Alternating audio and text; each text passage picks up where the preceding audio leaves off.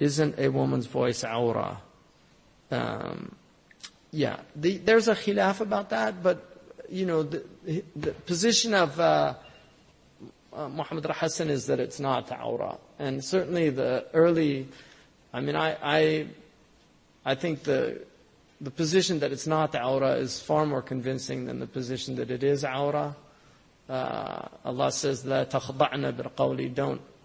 Just the fact that they were told not to be seductive in their voices meant that it was permissible for them to talk. But the idea that a woman can't speak in public, the hadith of Umar, which is after the Prophet ﷺ, where the woman got up and told him, "Well, why are you saying that to not give us our dowries when Allah subhanahu wa ta'ala allows a qintar, which is a very large amount of money?" And Umar, when she said that, he said, "Asabat al-mar'atu wa akhta' Umar, kullukum afqahu min Umar." The woman's right and Umar's wrong, and all of you are more knowledgeable than Umar. So he didn't say, "A'udhu billah, sawtuki awra, uskuti." He didn't say that. She could have sent something up, a piece of paper or something, right? So, but, I think in certain environments, and this also goes under urf. Really, I respect urf a lot. Urf is our word for culture. The Europeans didn't have a word for culture until I think the late 18th century or the early 19th. So they didn't even know about culture. Muslims knew about culture. A'raf is part of Islam. Al-urf, al-'ada muhakkama. The norms of a people have legal rulings. And so culture is respected, and people's culture should be respected. Different peoples do different things. If I go to the Eastern Province, I have friends there in Arabia. I've never seen their wives. And they're close friends. But I've never seen their wives, because that's their culture. The women are in complete seclusion. And if they come out, they wear from black from head to toe. That's their culture. I respect that. That's their culture. If you go to Yemeni culture, that's also generally the way it is. If you go to any tribal cultures where marriage is a very tricky thing, they tend not, because they don't want clans mixing and doing things like that, so they tend to have those seclusions. And Europe was certainly like that to a certain degree. In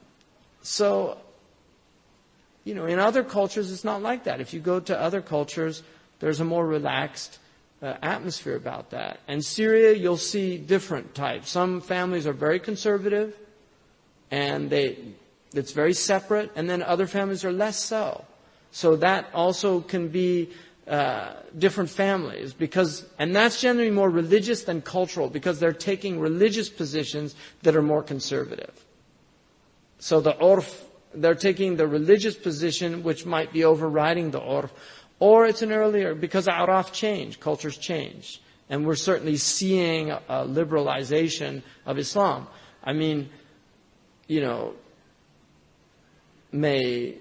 these blessed souls all, be happy that we're using their extraordinary techie that they've developed. But in their time, a woman would not be sitting in this floor next to the men. It just wouldn't happen. She'd be up there with that little mashrabiyya looking through one of the holes, right? And that's the way it was, right?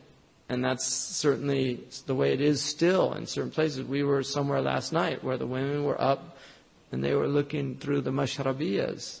I know because my wife was up there and she told me, because I said, "Did you?" She said, "We had to look through little holes." And that's pretty much the way. This was a very segregated culture.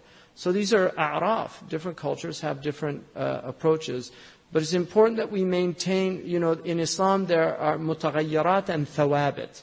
There are things that change, and then there are fixed things. The things that you can never change is khalwa. You cannot be alone.